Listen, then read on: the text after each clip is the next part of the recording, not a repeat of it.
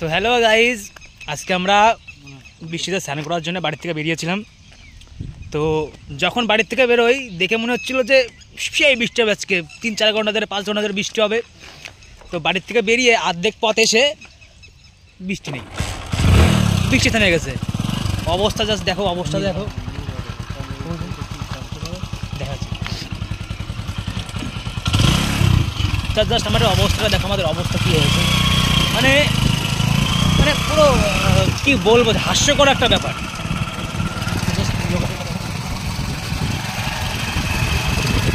নীল গাই, এখানে যে নীল গাই আছে না, যেটা আমরা বইতে অনেক পড়েছি, নীল গাই, নীল গাই।